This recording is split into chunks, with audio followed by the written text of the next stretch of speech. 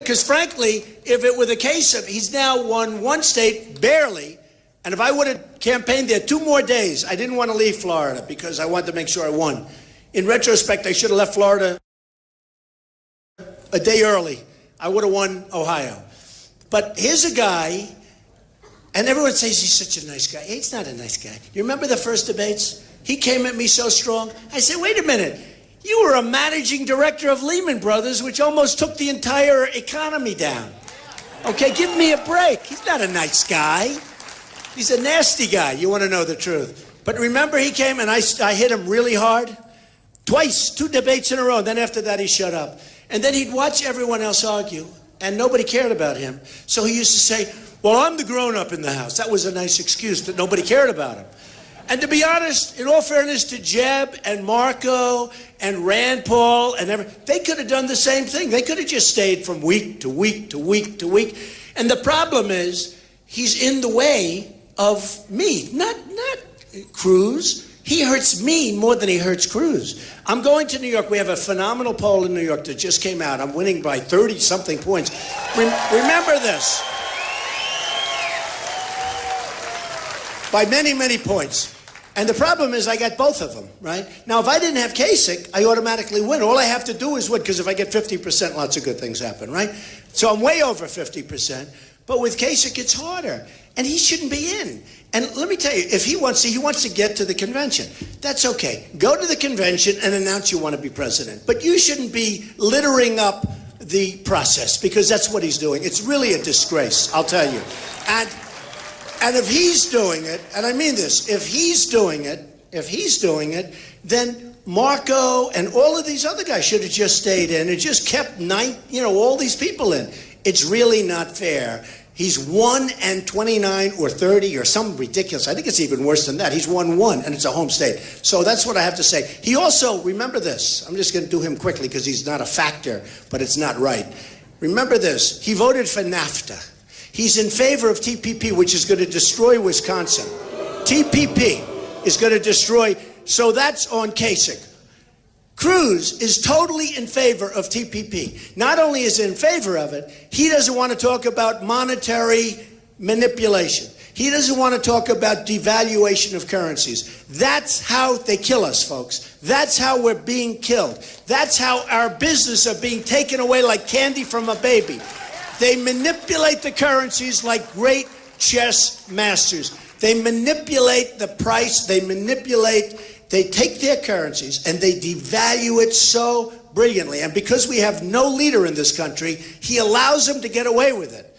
And by the way, I have to interject. Do you notice I don't use teleprompters? Although I used one for the big speech and everybody loved it. Everybody loved it, but it's too easy. No, using teleprompters is too easy. Ladies and gentlemen, I'd like to thank you very much. It's wonderful to be in Wisconsin. It's really wonderful. Are we having a great time? Ladies and gentlemen, by the way, your economy is totally overrated. You're in the middle of the pack. You're not doing very well, and you're losing your jobs. Oh, that's too easy. But it's one of those things. Ivanka called. She said, Dad, be presidential. I said, let me get rid of the other two, and then I'll be presidential, okay? Right? But I have to tell you this. Look, we have such a big thing. Because honestly, hey, look, I have a lot of friends in Wisconsin, and they'll come into New York, and I love them. They're unbelievable people. They're strong, smart, great. They're great people. And they told me like 3-4 months ago, they said, you're going to do great in Wisconsin. But they said, you have to come there and talk. You have to come. You can't do it from Fifth Avenue, right? I said, I don't mind. And I was supposed to leave 3 days ago. I said, I'm not leaving. I love this place. This place is great. No, it's great.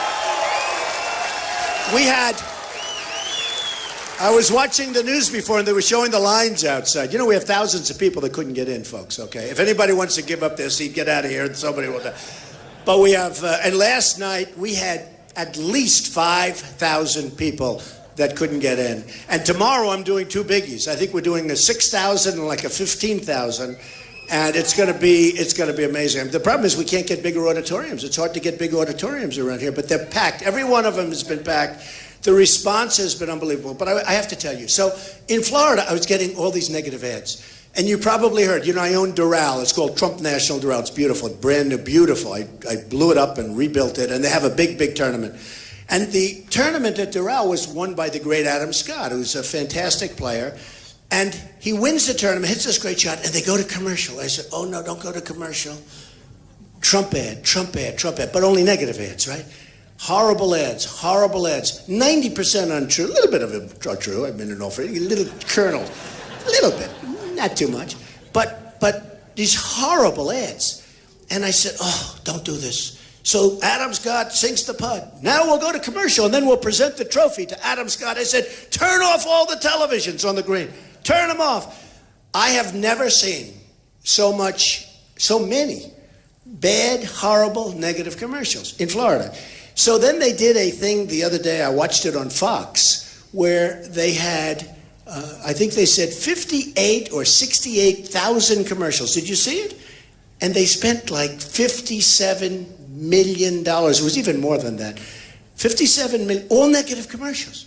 How would you like to have 58,000? I didn't even know it could be that much. I knew it was a lot because I couldn't turn on television. But thousands and thousands of negative ads full. So I want to tell you a story. So I see today, I'm in the hotel and I'm getting ready to come over here, and I see this commercial, and it's a total lie. It's named Club for Growth, and we put them on notice. We said, you lied. Did you see it, where they have the bar charts? And they said, basically, that if Cruz and Kasich, if you took their delegates and added them up, and they have Trump with 738, and we just won Missouri, by the way, so we can add some more. But they have this bar chart. I think it's like 737, and then they have Cruz at 300 and something, and have Kasich is not much, really just the state of Ohio, which is what he won. What is it, 130? So they added them up. So it's way below my number, right? You saw the commercial. They're really bad people. So let me check. So I have a chart here, and then they say, but if you added them up, it's more than Donald Trump. And I say, wait a minute. If you add them up, it's substantially less. But they show my line, and now they show a line that's much more. Now, it's a lie in two ways. Number one, they added incorrectly. So we put them on notice and told them to change it, right? The media put them on notice because there's been many stories about it that it's a lie. It's a lie. It's a pure outright fraud. But more importantly than that, let's say Kasich or the other one got out. Many of those people are coming to me. So it's not like they just take them and say, let's add this one and this one above. I'm going to get a lot of them. When Jeb Bush dropped out, people said, wow, I went up a lot because I'm doing great. I'm way up high. In fact, NBC came out with a poll 2-3 days ago where I'm at 48 compared to like in the 20s for them. And I said, and I have another one that came out just 2 days ago. We're at 53. That's with other people in the race. That's pretty good. But what happens, think of how horrible. The Club for Growth, they act like they're innocent babies. So they take these two numbers, they add them up, and they show a bar chart that's much higher than mine. And it's much lower because if you add them up, it's still much less than I have. And they didn't change it, and they don't want to change it because they're dishonest people. But let me give you much worse. I never heard of the Club for Growth. A friend of mine calls me, he says, would you do me a favor? Would you see the Club for Growth? I said, what's that? I said, what are they? Who are they? I'm doing the guy a favor. He's a friend of mine. He's a great guy. I like to do friends favors, Stupidly, I like to do friends favors. So he said, oh, they're a conservative group. And okay, say fine. Let him come in. This guy comes in, an ex-congressman, which tells you immediately a lot about him. And he starts telling me about Club for Growth. I said, do me a favor. I don't have a lot of time. Just can you do it in 1 minute? So he tells me about Club for Growth. I said, fine. He asked me for $1 million. I said, $1 million. I said, let me ask you, do I look like a stupid person? I don't even know what you are. I never heard of you. Who are you? For $1 million. I mean, how about like 5,000? Okay? But no, he wants $1 million. Then he leaves, and I was very nice to him, but he leaves, and I get a letter like the following week from the Club for Growth asking me for $1 million in a letter. Now you tell me, how stupid is this guy? So he writes a letter asking me for $1 million. People I don't even know. I met him for a few minutes at a thing where he asked me for $1 million, right? I tell them very nicely, no thank you. I'd rather take the money and throw it out to this audience. Give it to the kids. Really. No, really.